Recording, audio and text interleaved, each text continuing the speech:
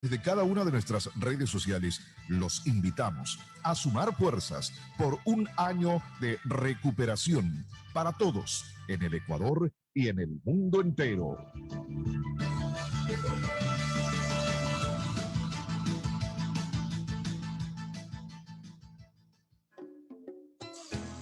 Fin del espacio publicitario. En Radio Atalaya, la siguiente es una programación clasificación A, apto para todo público. Contenido o opinión. A esta hora, en Radio Atalaya, presentamos Sin Amarres. Sin Amarres es noticias. Sin Amarres es opinión. Sin Amarres, una mesa de diálogo donde sobresalen los temas de mayor interés social, económicos y políticos del país.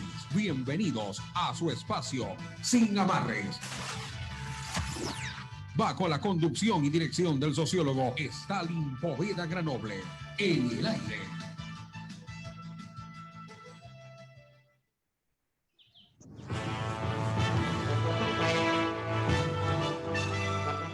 De la mañana con 33 minutos, 6:33. Muy buenos días a quienes nos acompañen ya en esta emisión de su programa de análisis y opinión Sin Amarras. Sean bienvenidos y bienvenidas. Gracias por permitirnos estar junto a ustedes hoy miércoles 6 de enero del año 2021. Miércoles 6 de enero, Día de Reyes, una festividad que poco a poco también va tomando mayores impactos aquí también en nuestra nación. Miércoles 6 de enero queremos saludar a nuestros compañeros que están junto a nosotros, a Carlitos Pacheco, quien está en la sala de controles, y ya conectados también el licenciado Alcides Montilla y el sociólogo Stalin Poveda Granoble, a quienes saludaremos a continuación, no sin antes también enviar un afectuoso saludo a quienes nos acompañan a través de nuestras redes sociales. Ya lo saben, estamos en Facebook como programa Sin Amarras, también en Twitter y en Instagram como @Radio Atalaya, y por supuesto en nuestro canal de YouTube estamos como Radio Atalaya 75. Usted puede escuchar y ver todos los programas de nuestra radio a cualquier hora del día y en cualquier lugar del mundo a través de esas plataformas. Licenciado Alcides Montilla, ¿cómo está usted? Muy buenos días. Buenos días, Teresa. Saludamos también a Stalin Poveda, el director del programa, y también a Carlos Julio Pacheco, que maneja los controles de la radio. Pero fundamentalmente, como siempre, debemos de rendir un homenaje a la audiencia de Atalaya, aquellos que están aquí en Guayaquil, los que también nos escuchan en todo el Ecuador, y quién no, a los que también nos oyen en todo el mundo, porque esta emisora se escucha en todo el planeta. Como siempre les digo a los que nos escuchan, muchas gracias por escucharnos, muchas gracias por sintonizarnos. Reciban a cambio un abrazo imaginario a la distancia, estimada Teresa. Claro que sí, en este momento queremos saludar también al sociólogo Stalin Poveda Granoble, director de Sin Amarres, a quien le decimos muy buenos días. Muchas gracias, Teresa. Es un placer saludarla, también a nuestro compañero Alcides Montilla y Carlitos Pacheco en los controles. Vamos a desarrollar el día de hoy, como todos los días, una agenda noticiosa que se marca a nivel de los medios de comunicación en su primera plana, medios de circulación nacional. Teresa. Claro que sí, iniciamos este recorrido informativo con Diario El Universo, cuya portada impresa destaca: los médicos en Guayaquil piden cierre de aeropuerto para vuelos desde Europa. La situación es preocupante. El Colegio de Médicos de Guayaquil, a través de su presidente Wilson Tenorio, solicitó ayer que se suspendan los vuelos provenientes de Europa hacia el aeropuerto de Guayaquil.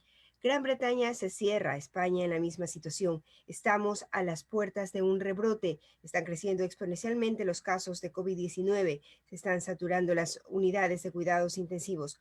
Por favor, cerrar el aeropuerto. Sería nefasto para el país volver a un proceso de confinamiento como en marzo, dijo Tenorio. Al respecto, la alcaldesa Cintia Viteri también se mostró inquieta respecto a la llegada de los vuelos de Europa. Mientras tanto, en el área de emergencia del Hospital del Guasmo se observó ayer un ir y venir de familiares y de pacientes, y en los hospitales del IES en Guayas ya están copadas las 72 camas de cuidados intensivos para COVID-19. Esto mientras recordemos también que recién a mediados de este mes se esperaba un repunte mayor de las cifras. Por otro lado, también nos dice Diario El Universo, Almeida plantea crear el Ministerio de Familia. Se refiere a Gerson Almeida Espinosa, candidato del Movimiento Ecuatoriano Unido, la lista 4, quien afirma que de llegar a la presidencia impulsará la creación del Ministerio de la Familia para atender sus necesidades de manera estructurada y orgánica. Aseguró que el Ecuador nunca ha estado activado económicamente, por lo que tanto lo primero que debe hacerse es la activación. En otros temas también nos dice la papeleta presidencial ya se imprime. A las 5 de la mañana de ayer, el Instituto Geográfico Militar inició la impresión de las papeletas para la elección presidencial que se realizará en febrero próximo. En otros temas, dice El Universo, se pide otra área protegida en Galápagos. En análisis científico se recomienda crear otra área protegida y nuevos lineamientos pesqueros para las Islas Galápagos. Y en lo internacional también destaca El Universo, justicia decide hoy si Assange deja la cárcel. La jueza británica Vanessa Barrister decide si se le otorga la libertad provisional a Julian Assange. Vamos ahora a revisar la información que destaca Diario El Comercio también a través de su portada impresa. El 55% de la población tiene que ser inmunizada. Ecuador prevé vacunar contra el COVID a 9 millones de habitantes, un 52% de la población hasta octubre próximo. Una investigación de la Universidad de San Francisco de Quito señala que se debe vacunar a un mínimo del 55% de la población para de alguna manera contrarrestar la epidemia. Por otro lado, los debates son un aporte a la democracia ecuatoriana, señala El Comercio, donde destaca pues la importancia de esta actividad desde el retorno a la democracia. Hace 41 años se han dado 8 debates presidenciales de relevancia. Esto pues en la línea que este diario junto a un canal de televisión están organizando uno de los debates presidenciales frente a las elecciones de 2021.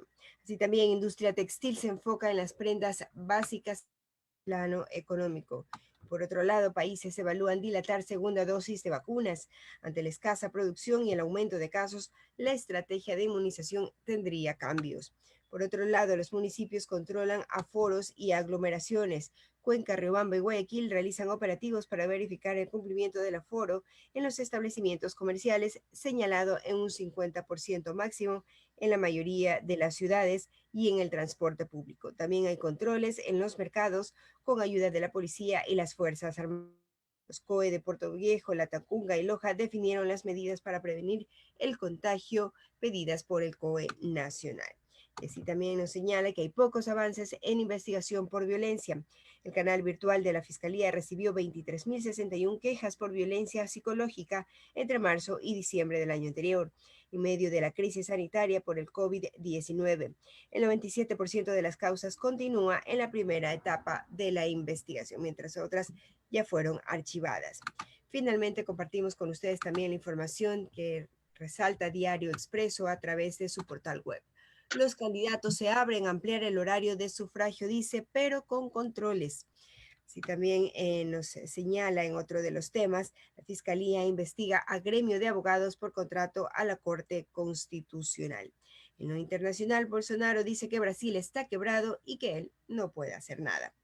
Nuevamente, volviendo al plano local, el aspirante a la vicepresidencia de Alianza Honestidad es positivo a COVID-19. Algunos candidatos, pues, algunos ya se están recuperando y otros también están dando positivo. Por otro lado, Justicia Social busca frenar la impresión de papeletas por 3 vías. Recordemos, Justicia Social, el partido que auspicia la candidatura de Álvaro Noboa.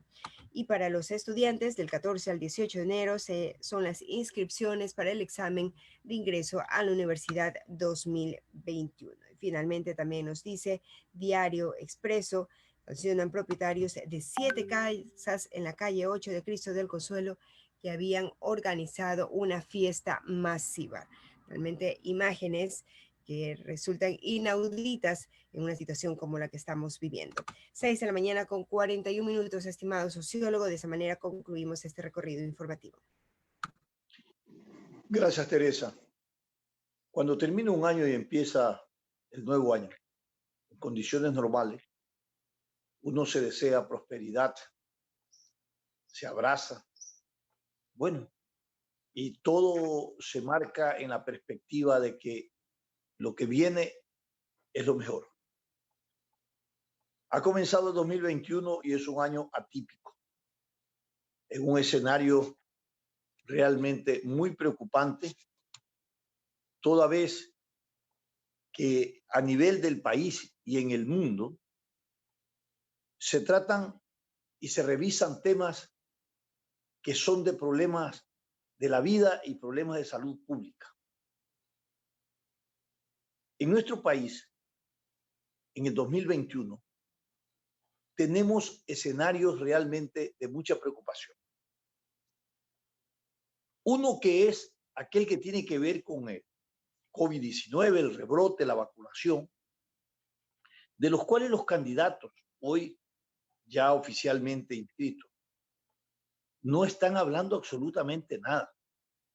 Recordemos que para mayo, a ellos, a cualquiera que sea elegido presidente, tendrá en sus manos la papa caliente, ¿no?, de cómo abordar una campaña no solamente de vacunación, sino de prevención del contagio de la nueva ola del coronavirus. Pero el candidato que gane, en los primeros momentos de su posesión, tendrá que resolver o atender temas urgentes que tienen que ver con la economía, con el equilibrio fiscal, atender el problema del desempleo, niveles de pobreza, en fin. Pero todo esto en medio también de un proceso de vacunación y también de control respecto a los contagios del coronavirus. Esta es la máxima preocupación, porque si tenemos una sociedad enferma y contagiada, toda la preocupación inicial del gobernante de tratar los problemas de los déficits fiscal, de la economía y todos estos problemas del desempleo, tiene que quedarse subordinado a una atención urgente, inmediata, sostenida, no solamente del proceso de vacunación, sino de todas las políticas de salud a nivel público y de prevención que tienen que tomarse para evitar un contagio general, ¿no?, de este rebrote de la pandemia del coronavirus. Por supuesto, esto agravará o se puede agravar aún más si el nuevo gobernante no llega con una mayoría a nivel de la Asamblea Nacional, porque tiene que generar, para atender estos temas, todo un proceso de gobernabilidad y de diálogo a nivel nacional respecto a la protección y a la salud, una de las principales responsabilidades a nivel del Estado. ¿Qué va a ocurrir? Y es lo que nos preguntamos. Yo quisiera saber y compartir con Alcides y Teresa si es que el día del diálogo que se plantea, que unos aceptan, otros no han aceptado, en fin, si es obligatorio tendrán que hacerlo. No sabemos cuál es el oficial del diálogo convocado, si es del CNE, una alianza con el comercio, con la Cámara, en fin. Hay confusión inclusive hasta los mismos invitados, que no sabe quién nos invita. Ayer un candidato decía, yo no sé si debo participar en el diálogo que convoca el comercio, cuando entiendo que el comercio está en la perspectiva de hacer una alianza con el Consejo Nacional Electoral. No sé si se ha concretado o no, pero en todo caso, lo ideal sería que se unan estos esfuerzos alrededor de las iniciativas públicas y también de las iniciativas privadas, ¿no? Primero, para racionalizar esfuerzos y recursos, y segundo, para no tener esa especie de diversionismo respecto a esta herramienta del diálogo y del debate que es saludable para la democracia del país, y que tengamos conciencia los ecuatorianos que debemos de por lo menos ponerlos frente a la pantalla y escuchar el debate. No para, tal vez eso determine definir a qué candidato voy a dar de mi voto, o tal vez eso no, o tal vez eso provoque una mayor abulia en términos del electorado, que aún un 60% no sabe todavía, ha definido cuál es su preferencia en el orden electoral. Sin embargo, tenga usted la seguridad, como ha ocurrido en otros momentos, le apuesto que si usted el día del debate pone un programa deportivo con 2 analistas deportivos en un canal determinado para analizar el triunfo y la victoria del Barcelona y ser campeón en el país. Tenga la seguridad que más audiencia va a tener ese programa deportivo que el programa del debate nacional. Frente a esa situación, que nos encontramos con una sociedad abúlica, enajenada respecto a los procesos electorales, yo creo que también es necesario que tengan conciencia los candidatos, uno de ellos va a ser el presidente, que les va a tocar lidiar con el tema del coronavirus. Tal vez habría que preguntarle en ese momento cuál es la propuesta de su gobierno, el momento de que usted llegue a mayo y tengamos un rebrote de la pandemia. No se habla de eso. Y eso creo que es uno de los problemas fundamentales que hoy preocupa a la ciudadanía, porque está en el dilema o de nuevamente volver a replegarse en un distanciamiento, ¿no? O continuar con sus actividades en el orden productivo para solventar el desempleo y solventar su economía y llevar a su casa los alimentos que necesita para su familia. Ese sector informal que es elevadísimo en el país, alrededor del 60%, que genera una dinámica económica en el país. No tiene otra forma de sobrevivir frente a las amenazas del contagio que salir a buscar la forma como ganarse el centavo o el real o el dólar para llevar alimentos en su casa. Y yo les voy a decir algo, compañeros de panel y a todos quienes están en sintonía de este programa. No es lo mismo, ¿no?, tomar distanciamiento social, aislamiento en sus hogares, a estratos que pueden dentro de sus hogares tener sus alimentos y comer 3 veces al día, tener agua, luz, tener todo, su comodidad. Es un encierro cómodo, social. Ante la gran mayoría que no tiene esas posibilidades, que justo están en el sector informal, que justo están en los sectores más pobres y marginales de mi patria, que son los más vulnerables y que son aquellos que debería formarse un cordón de protección para evitar que se enfermen, porque son fuerzas productivas también en la informalidad. Ellos se aíslan, señores, y no tienen que comer, pues, porque ellos viven del día a día, de lo que ganan, de lo que puedan vender. Y entonces, ¿cuál es la protección que se tiene previsto a nivel de política pública como gobierno? Si esto ocurre y como está ocurriendo, volver nuevamente a un aislamiento para proteger a esa familia y evitar que salgan a la calle para evitar los contagios. Los gobiernos seccionales hacen un esfuerzo de entregar 2 millones, 1 millón de raciones, ¿no? Lo hacen cada 3 meses. Entonces, pero imagínense una ración de esta, mi querido Alcide, alcanza para una semana. Pues. Y después de eso, hasta que vuelvan a pasar nuevamente para darle otra ración, si es que pasan, será la solución entregar raciones todos los días a millones de personas que realmente no tienen cómo solventar sus condiciones de vida diaria, en alimentación, mucho menos en salud por el aislamiento. Hay algunos dilemas muy importantes que tienen que resolver los nuevos gobernantes. De tal manera que sí sería importante ponernos a pensar, porque el presidente Lenín Moreno está esperando, como él ha dicho, 2 días para entregar el poder. No quiere quedarse un momento más.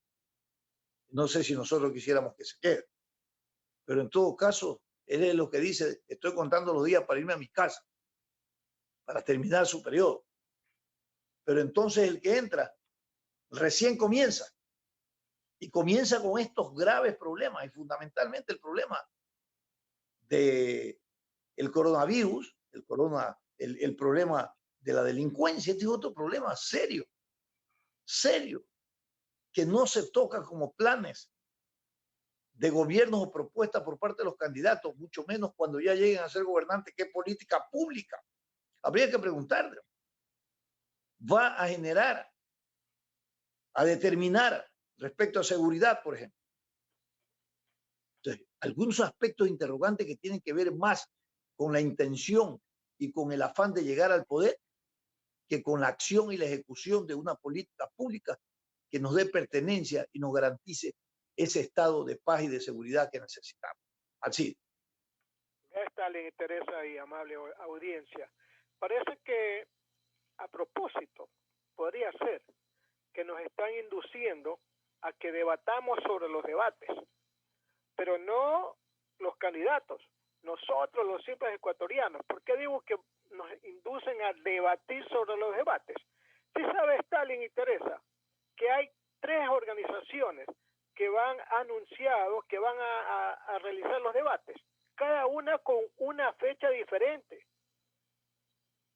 Mire, la que primero anunció un debate, que inclusive lo estaba organizando bien, El Comercio, el diario El Comercio, Televicentro, que es un canal y una radio, para este sábado 9 y domingo 10, primer debate. El 9 iba a ir Guillermo Lasso, iba a ir el señor Arauz, etcétera, etcétera. Y el 10 iba a ir el señor Pérez, Gerson Almeida, Gutiérrez, etcétera. ¿Qué resulta? Que el señor Arauz ha dicho que no va. Y tampoco va a ir el señor Pérez. O sea, es como un partido de fútbol. No van los delanteros, solamente van los volantes y defensa y el arquero. Bueno, ese es el primer debate. El segundo, que lo anunció la Cámara de Comercio de Guayaquil, conjuntamente con la Universidad Espíritu Santo, para debatir 14, 15 y 16 de enero. Este es un debate que lo ha soltado la Cámara y la Universidad para ver si los candidatos aceptan o no debatir.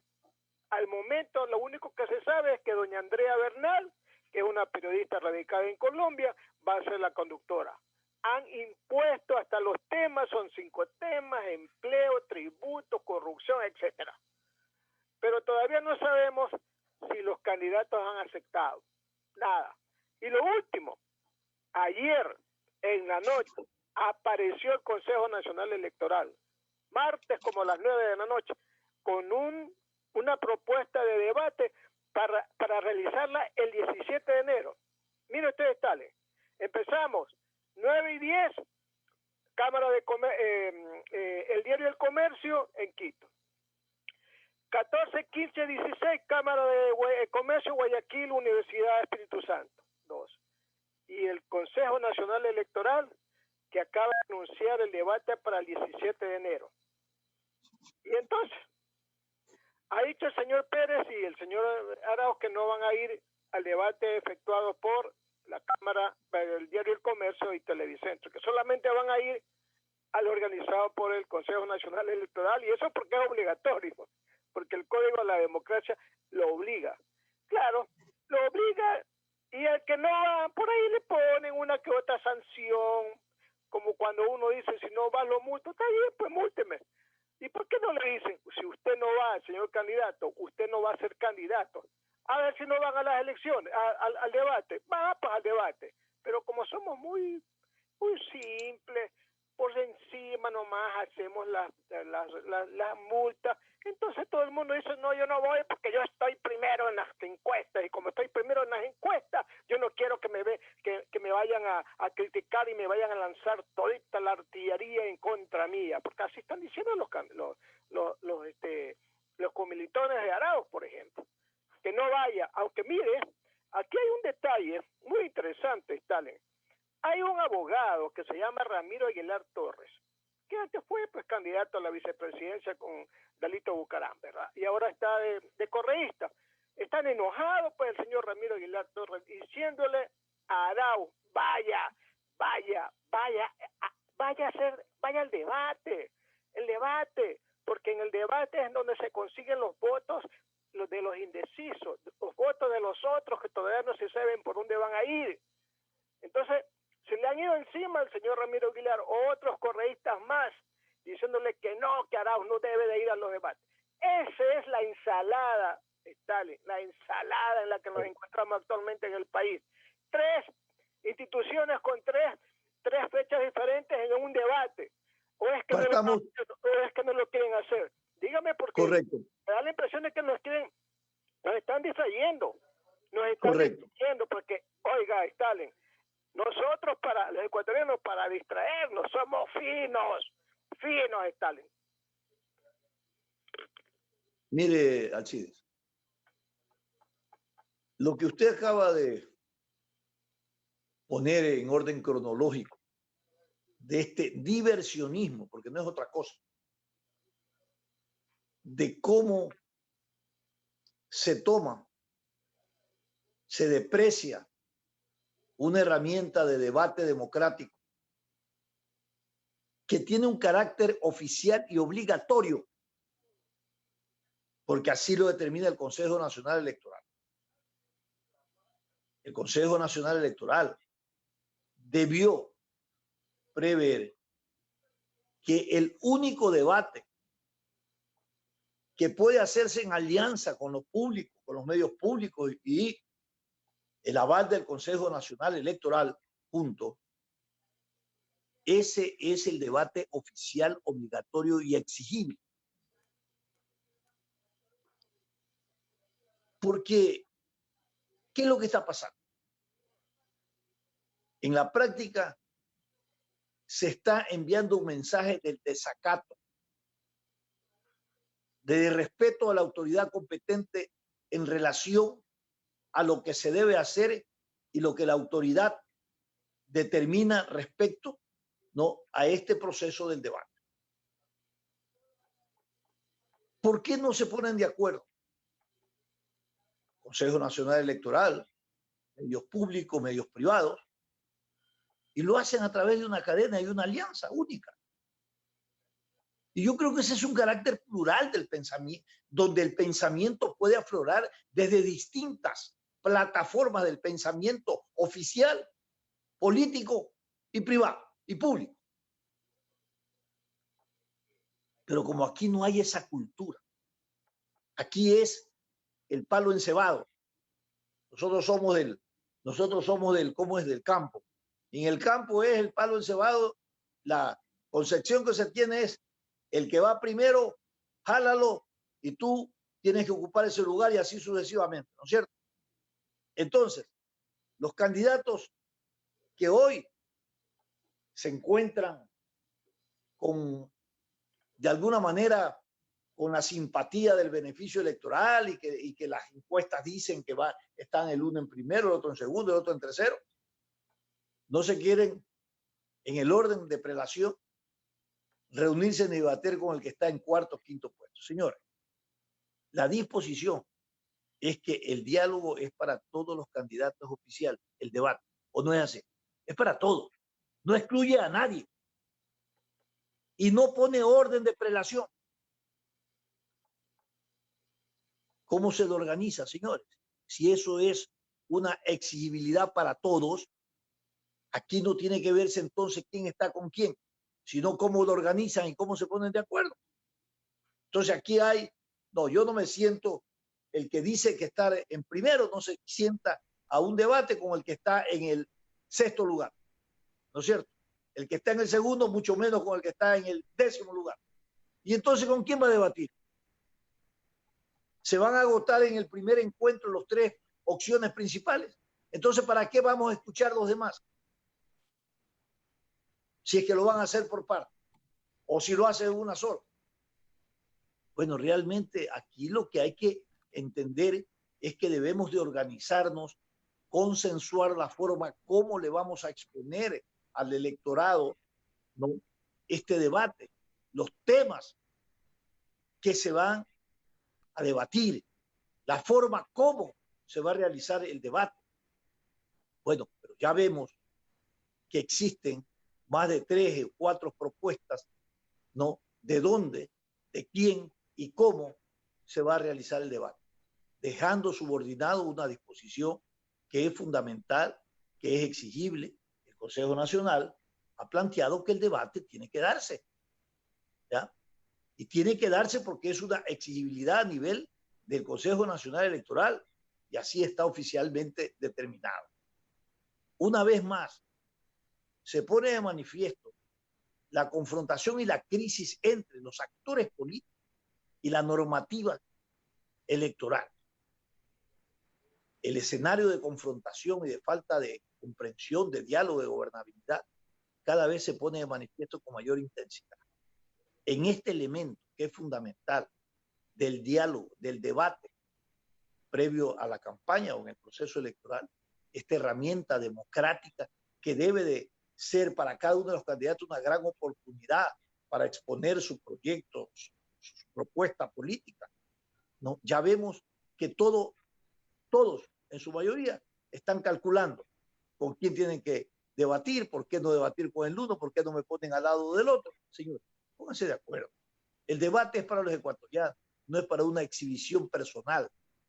Es para que los ecuatorianos puedan comprender, puedan enterarse de sus propuestas y puedan tener una definición crítica, por lo menos informada, de qué es lo que plantean cada uno de los candidatos. Teresa.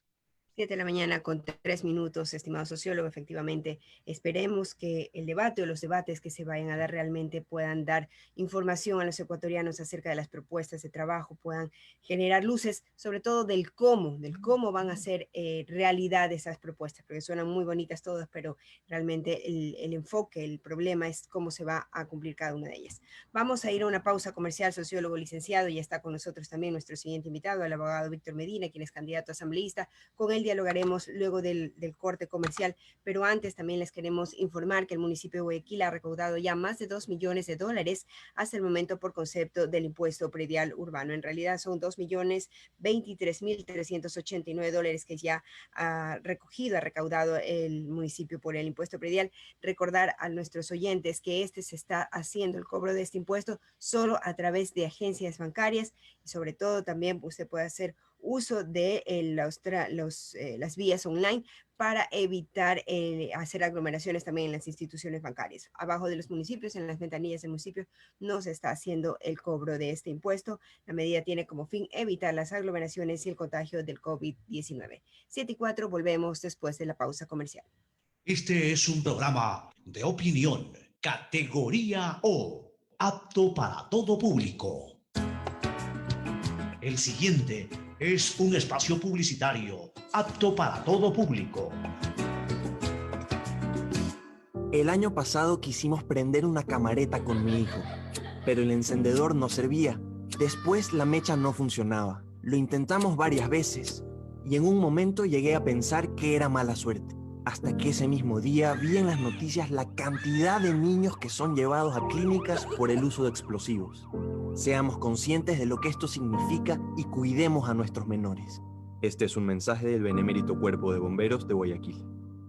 Autorización número 1654. CNE, Elecciones Generales 2021. Esto aún no termina. Por eso le digo a mi nieto que para jugar pelota siempre debe usar mascarilla. Y cuando vuelve, hago que se limpie para entrar a casa. No te confíes. Manos, mascarilla, distancia. Conoce las medidas de seguridad y los puntos de atención en caso de contagio en www.guayaquilviva.com. Alcaldía de Guayaquil.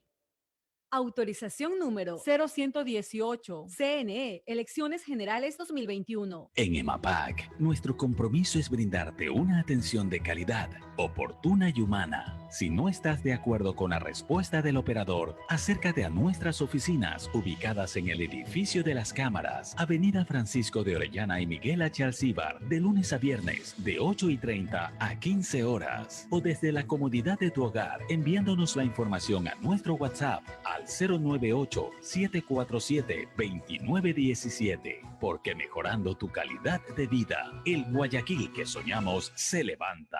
Autorización número 1929. CNE, Elecciones Generales 2021. Fin del espacio publicitario. Usted está escuchando un programa de opinión, categoría O, apto para todo público. Sin amarres. Una mesa de diálogo donde sobresalen los temas de mayor interés social, económicos y políticos del país. Sin amarres, bajo la conducción del sociólogo Stalin Poveda Granobles. En Sin Amarres, le damos la bienvenida al invitado de hoy.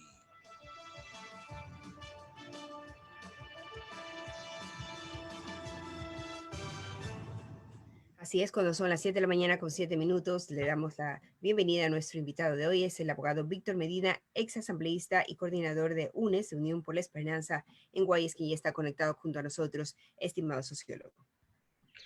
Abogado Víctor Medina, Stalin Poveda le saluda. Espero que esté bien de salud, que esto es lo importante en este momento, aún más para que pueda desarrollar toda una campaña electoral. Usted es coordinador de UNES.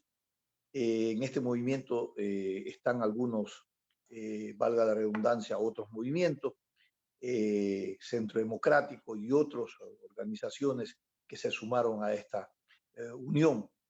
Esta coordinación en el proceso electoral y en el análisis de la coyuntura en estos momentos, ¿cómo usted está apreciando o está mirando el desarrollo de esta campaña que recién empieza formalmente el 31 de diciembre? Pero sin embargo, antes ya se han sondeado preferencias electorales a nivel de encuesta y también a nivel de sondeo en territorios de las formas de campañas, cómo se está llevando adelante. Buenos días y bienvenido.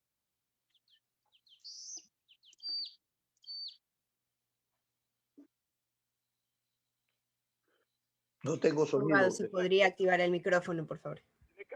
Gracias. Disculpen. Buenos días, Stalin, Teresa, Alcides. Un gusto estar con ustedes en esta mañana y a todos quienes nos escuchan a través de los micrófonos de Atalaya, desearle un feliz 2021, al igual que ustedes. Bueno, me encuentro en este momento en la ciudad de Latacunga, provincia de Cotopaxi, en la gira de la Esperanza, acompañándolo a nuestro candidato a vicepresidente, Carlos Rabascal. Vamos a tener actividades en la provincia de Cotopaxi el día de hoy y el día de mañana. En cuanto a su pregunta, estimado Stalin, decirle que con preocupación este proceso electoral inició, pues como todos los ecuatorianos los conocemos, ¿no? Con preferencias de candidaturas en cuanto a inscripciones y otros pues que surtimos una especie de mala suerte en cuanto a que la inscripción en firme de la candidatura, por ejemplo, de Arauz y Rabascal estuvo en firme prácticamente a finales de año. Pero más allá de eso, decirle que los ecuatorianos nos encontramos en este momento en una campaña bastante sui generis. Las disposiciones del COE nacional obligan a las organizaciones políticas a mantener todas las prevenciones a fin de que se eviten contagios con la militancia, con la ciudadanía, con los candidatos. Afortunadamente, nuestro candidato a la presidencia, Andrés Arauz, el día de ayer, en sus últimos exámenes que se realizó, que se lo viene realizando periódicamente todos los días, ya dio negativo para COVID-19 y hoy va a estar justamente en los recorridos ya en la ciudad capital, en la ciudad de Quito, va a mantener una caravana y otras actividades. El día sábado próximo vamos a hacer un lanzamiento de campaña oficialmente y en ese sentido vamos desarrollando nosotros nuestras visitas en territorios a fin de hacer conocer las propuestas tanto del binomio presidencial como de los candidatos asambleístas a nivel provincial y a nivel nacional. Correcto. En particular, ¿usted es candidato a asambleísta?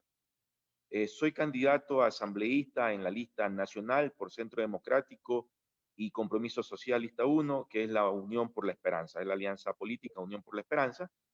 Como Correcto. usted bien lo dijo. Quiero preguntar, ¿qué es lo que tiene usted agendado como leyes y proyectos que se va a llevar a nivel de la Asamblea Nacional? ¿Cuáles son sus primeras preocupaciones o sus principales preocupaciones para resolverlo a nivel de aprobaciones de leyes o presentación de proyectos sobre los problemas que realmente hoy vive el pueblo ecuatoriano? Bueno, hay varias. A nivel personal y a nivel institucional hay que hacerse un panorama realista de lo que en estos momentos significa la Asamblea Nacional. Ustedes conocen perfectamente que el margen de aprobación del pueblo ecuatoriano para esta Asamblea Nacional, que es la Asamblea de la corrupción, de la precarización y de todo lo que en estos momentos estamos viviendo en el ámbito del marco jurídico del país. decirle que como institución el próximo Parlamento tiene la obligatoriedad de levantar la imagen, considerando de que este Parlamento ha tenido entre sus filas, entre su seno, a personajes como Daniel Mendoza, Lizo Azuero y muchos otros que cometieron actos de corrupción y otros que estuvieron inmersos en temas de abusos del derecho, de la ley que ellos mismos aprobaron en temas de carnet de discapacidad. Ese es el primer mensaje que debemos dar a los ciudadanos, de tener una institucionalidad como la primera función del Estado al servicio del pueblo y no lo contrario como se ha demostrado en este Parlamento. Víctor, también ocurre, Víctor, que en las listas que hoy están calificadas para correr para un puesto en la Asamblea Nacional, existen personas que están enjuiciados, otros con grilletes, otros hasta condenados, y han buscado en las listas impunidad. O sea, también hay que no solamente reivindicar o lograr la reputación, mejorar la reputación en la Asamblea, sino que desde el origen del proceso electoral ya llevamos consigo, ¿no?, ese virus de la corrupción y de la inapropiada conducta de gestión que deben de tener los asambleístas como representantes de los ciudadanos. En efecto, usted tiene razón, pero ahí hay que hacer un punto de información para que la ciudadanía tenga claro el por qué se permite esto. Yo como abogado puedo explicarle con claridad de que el derecho constitucional, en la Carta Fundamental que tenemos en la Constitución de Montecristi y en las anteriores constituciones, se respeta el principio de inocencia. Es decir, que toda persona que puede estar investigada o puede estar procesada, se la declara inocente o se la siente inocente hasta que exista una sentencia condenatoria ejecutoriada y esté en firme. En ese momento es que un ciudadano pierde los derechos civiles y políticos en este país. En ese caso, como usted lo señala, hay algunos políticos que como estrategia incluso lo que han buscado es una candidatura a fin de poder tener una inmunidad y poder aplazar ese proceso judicial que tiene en contra. Ahí habría que revisar una reforma al Código de la Democracia, pero sin descuidar los derechos fundamentales, que es el derecho, el principio de inocencia. Porque imagínese usted, en un Estado de derecho como el ecuatoriano, donde la persecución política en estos 3 años y medio ha reinado y se ha violentado los derechos fundamentales de los ciudadanos, de muchos ciudadanos en este país, imagínense si no se respeta el principio de inocencia, entonces esto sería prácticamente una locura, pensarlo desde el mundo jurídico. Pero más allá de esa reforma, respondiendo a su pregunta, estimado Stalin, una preocupación que tengo es el tema de la mal llamada ley humanitaria, porque la ley humanitaria es la que ha permitido la precarización laboral en este país.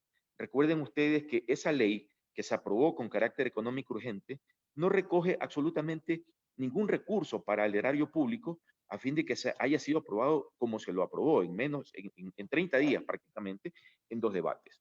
El fondo de esta ley era que le permitía prácticamente a los empresarios privados y al sector público despedir a los trabajadores por el tema de la pandemia, una vez que se declaraban en quiebra y decían vamos a cerrar, pero muchos lo hicieron simplemente para soslayar derechos laborales. En los recorridos de Stalin, Alcides, Teresa, nos hemos encontrado con familias, con padres de familias ecuatorianos que nos lloran y nos dicen, tenía 15 años, tenía 10 años, tenía 20 años trabajando para tal empresa y simplemente no recibía absolutamente nada en compensación de mis derechos laborales.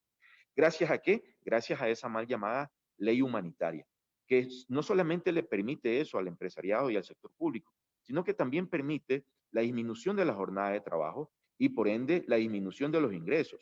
Imagínese usted que el gobierno que no ha atendido a las familias ecuatorianas, como incluso lo dice el Fondo Monetario Internacional, que en estas épocas de crisis, de pandemia, debería ayudarse a las familias ecuatorianas. Lo dijo ayer el Papa, que justamente el sector más adinerado se ha olvidado de la crisis humanitaria que vivimos en estos momentos y no se ayuda a los que menos tienen. Entonces, en ese sentido, el sector más golpeado es justamente quienes están en los quintiles de pobreza 1 y 2, que no solamente perdieron familiares en la crisis sanitaria, sino que también perdieron sus derechos laborales y perdieron también su trabajo. Entonces van a plantear ustedes derogar esa ley. Vamos a plantear derogar esa ley porque es una ley de precarización laboral que ha extirpado los derechos y las conquistas laborales que en este país han sido pues reconocidas prácticamente a cuentagotas. Entonces no es posible que una ley aprobada mañosamente con carácter de económico urgente en 30 días en época de pandemia tira al traste de la basura los derechos y las conquistas laborales del sector trabajador en el país. Alcides, continúa, por favor. Usted es oriundo de Daule, ¿verdad, Víctor? ¿No? Correcto, así es. Yo soy nacido, criado y vivo en Daule. Usted debe saber cuánto aporta en tributos Daule. Depende. A ver, si hacemos una tributación macro al SRI, no tengo la cifra actualizada, pero si hablamos de tributos a la municipalidad, es bastante alta por ingresos propios en cuanto a los recursos que recibe la municipalidad. Mire, 500 millones de dólares al año recibe, mejor dicho, pagan los habitantes de Daule por impuesto a la renta. 500 millones de dólares de un promedio de 3.900 millones de dólares que paga la provincia del Guayas. ¿Por qué le hago esta pregunta? Porque muchos candidatos están planteando que van a llevar a la Asamblea un proyecto de ley para que los recursos que reciben el SRI en las distintas ciudades o cantones o provincias se queden en esos sitios para el desarrollo de los organismos seccionales, los municipios, el Consejo Provincial, etcétera, para con un mejor presupuesto puedan cumplir una serie de servicios y optimizar los mismos en beneficio de la ciudad. ¿Usted está de acuerdo en que los recursos vía impuestos que paga el ciudadano en una ciudad o provincia se queden en esos sitios para desarrollo de la provincia o no? No estoy de acuerdo, Alcides, y te voy a explicar por qué. Resulta que si fuese así, entonces el oriente ecuatoriano, que prácticamente es donde están los pozos petroleros, entonces con ese mismo derecho de que yo tributo al Estado ecuatoriano y ese dinero tiene que quedarse en mayor proporción para obras, entonces con ese mismo derecho los ciudadanos que viven en el oriente ecuatoriano pudieran decir el petróleo está en el oriente ecuatoriano, el oro está, por ejemplo, en algunos sectores de la sierra, como en Loja y otras provincias, entonces pudieran decir con ese mismo criterio, esas riquezas deberían de quedarse en estas provincias o en estas grandes ciudades, y claro, esas ciudades van a progresar, van a desarrollar. Pero ¿qué pasa, por ejemplo, querido Alcides, con los sectores más pobres del país?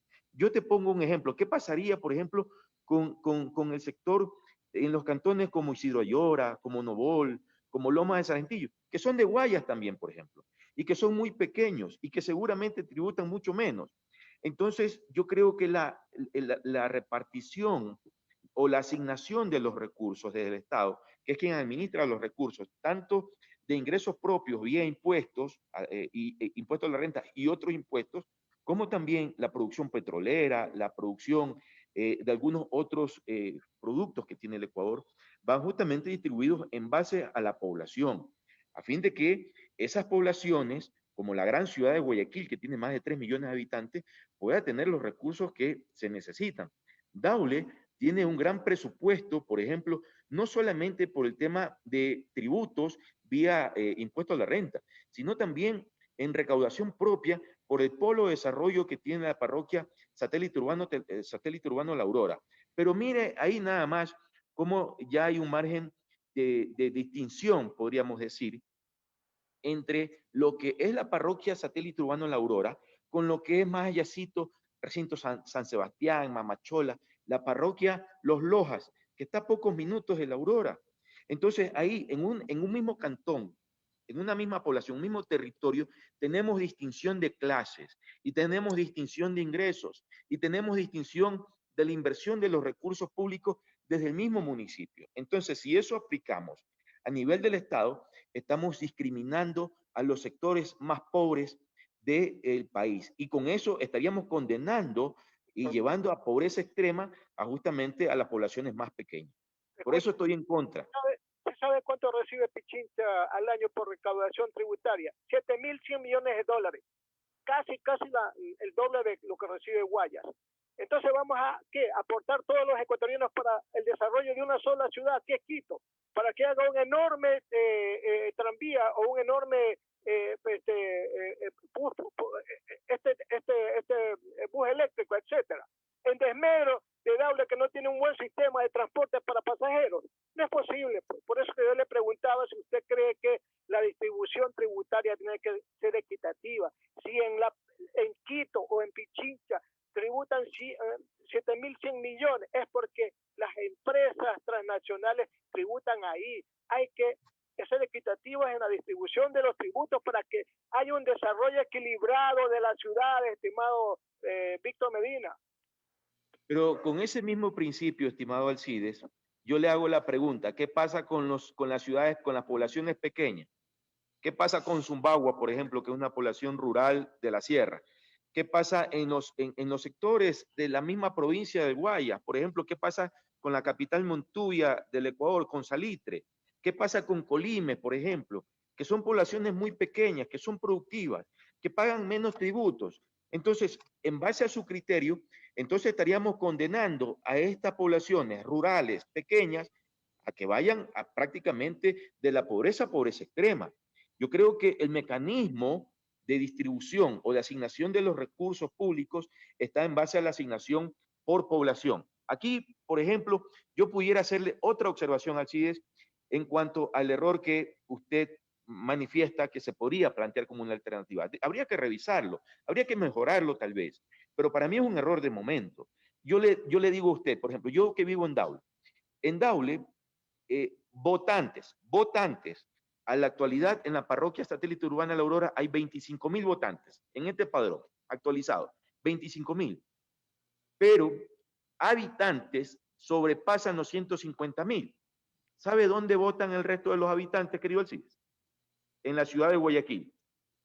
Entonces yo le pregunto a usted, con ese mismo criterio, nuestros habitantes, los que viven en La Aurora, los que reciben obra pública del municipio de Daule, pero que tienen el registro electoral en la ciudad de Guayaquil, entonces probablemente los recursos se los está llevando la gran ciudad. Entonces yo creo que hay que hacer un análisis más profundo que no tenga que ver solamente con los tributos, sino también con la población, sino también con el tema electoral, que en base a eso el Estado asigna los recursos, porque yo sí no quisiera ser causante de discriminación de los sectores rurales, de los sectores pequeños, donde hay menos tributos y que en estos momentos están en los quintiles de pobreza, y llevarlos seguramente a la extrema pobreza por la falta de asignación presupuestaria tributaria desde el Estado. Teresa.